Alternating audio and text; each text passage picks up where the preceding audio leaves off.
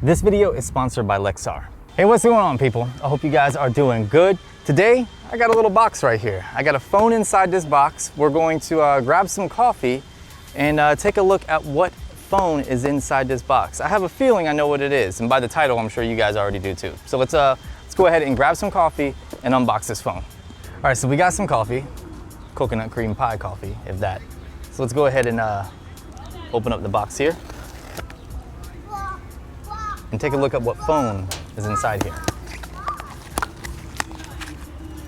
So we have the ZTE Axon 30 Ultra. I'm really excited about this phone. It takes a lot of features from the Galaxy S21 Ultra, which happens to be my favorite Android device. In fact, I would go as far as saying it's like my favorite smartphone on the market.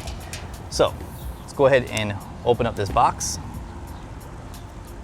and take a look at what comes with the ZTE Axon 30 Ultra. All right, let's see what we got. So right here on the top, we have the phone. We'll come back to that in a minute. Then we have our paperwork right here, some bathroom reading material. We have a case, a nice little silicone case is included. Always appreciate when companies do that. Even though it's not the highest quality case is better than no case. Then we have our charging brick right here, which actually has some heft to it. That thing is hefty. Yeah, that's a hefty charging brick. Then we have our USB-C cable here. And in the last box, we have a USB-C to 3.5 millimeter adapter for plugging in headphones, which is definitely nice. It's nice to see ZTE including a charging brick and an adapter in the box, where a lot of other companies have seemed to done away with that. So let's go back to the phone. This is the ZTE Axon 30 Ultra in, looks like a silver color. Yep, peel this off. Actually, it's black. It's like a gunmetal black. It's got frosted glass on the backside. Looks really, really nice, and it feels awesome in the hand. It's got like a candy bar design, similar to the Galaxy S21 Ultra. So we have 3 cameras back here. Well, 4 cameras if you include the telephoto. It says 3 times 64 megapixels. And we'll go ahead and power it on, and I'm gonna go ahead and get this phone set up. The Axon 30 Ultra 5G features the Snapdragon 888 processor. It's a 5 nanometer 5G ready processor. It has 8 gigabytes of RAM. The model that I have comes in at 128 gigabytes of storage, but apparently it can go all the way up to 1 terabyte and 16 gigabytes of RAM if you choose that option. Lexar has several awesome micro SD cards that are not only great for action cameras and drones, but also smartphones. The Lexar 633X is an affordable option for smartphones with great speeds. Capable of 95 megabytes per second transfer speeds, it's perfect for 1080p and 4K video recordings. Pricing starts at just $10 for a 64 gigabyte card, which makes it one of the most affordable options on the market. If you're looking for versatility, speed, and high capacity, the 1066X might be the one for you. It's one of the most versatile micro SD cards on the market due to its A2 rating. This means it can seamlessly be used in cameras, action cameras, drones, and smartphones alike without the need of reformatting every single time.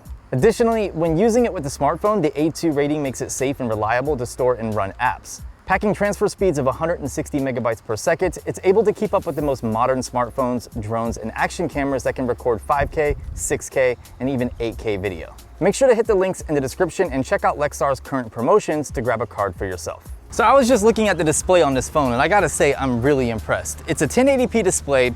It gets fairly bright. I mean, under direct sunlight, I can see it being an issue, but since it's so overcast today, I'm not having any problems whatsoever. But the key to this display is the fact that it's 144 Hertz in terms of its refresh rate, which makes it great for gaming. It is super smooth. It's very responsive. It has an in-display fingerprint sensor, which is nice. And it's protected by Gorilla Glass 5 on the front and the back. Even though it's not Victus, it should be enough for your everyday wear and tear. The display is nice and sharp. It supports HDR10+ content, which is definitely a plus. The only downside that I can think of just right off the bat are the curved edges. They are very, very curved. And I've already had some accidental presses, which, you know, I'm not a fan of curved displays. If you are, then you're gonna love this because it does have that waterfall effect. And it also has like a 91% screen to body ratio, which is definitely nice because it's practically all display. But the bad thing is you will get some accidental presses. At least I have, but I guess it just depends how you use your phone and what you like. So here's the Axon 30 Ultra next to the Galaxy S21 Ultra. And right off the bat, you can see the camera module on the S21 Ultra is bigger, and the phone as a whole is also bigger. And the S21 Ultra is slightly heavier, and it's also a little bit wider. But you can see overall, the design is very similar. But I gotta say, I do prefer the design on the S21 Ultra. It just feels and looks a little bit better, and it doesn't have as prominent of a curved display, which I'm a huge fan of. But overall, for the price, the Axon 30 Ultra is really, really nice. And speaking of that price, this phone comes in at $750, and you're getting quite a bit of value inside of this phone for that price. I mean, when you look at it and compare it to competing flagship phones, it's really on par with something like the Galaxy S21 Plus, which is a more expensive phone. And of course, this is the starting price. If you want the 1 terabyte, 16 gigabyte of RAM model, it's going to cost you a little bit more. But 8 gigabytes of RAM, 128 gigabytes of storage for $750, that's pretty good value.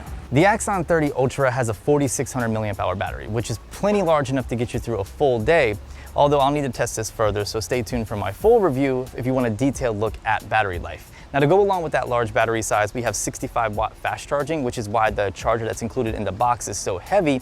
So that's really nice. That's better than the Galaxy S21 series and the Note series. So 65 watt fast charging for the win. Now, I know I've been hyping up this phone and talking about a lot of its positives, but there are some negatives that you should be aware of. And just off of my first impressions, this phone does not have an IP rating, so you're gonna get no water resistance. That was a huge bug that flew right in front of it. Did the freaking autofocus pick up on that bug? It was like a Game of Thrones dragon just flew right in front of my freaking camera. You're not gonna get any water resistance. I'm not saying that it won't survive, but in terms of certification, there is none, so there's no guarantee.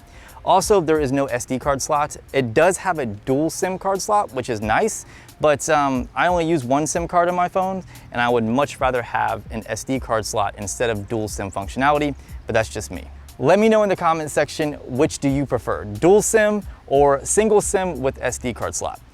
Also, there is no wireless charging, but in my opinion, the 65 watt fast charging kind of makes up for this. In terms of the camera array, on the back side, we're looking at a quad system. We have 3 64 megapixel cameras, a standard, a wide, and an ultra wide, and then an 8 megapixel telephoto telescope camera. And on the front, we have a 16 megapixel front-facing selfie camera.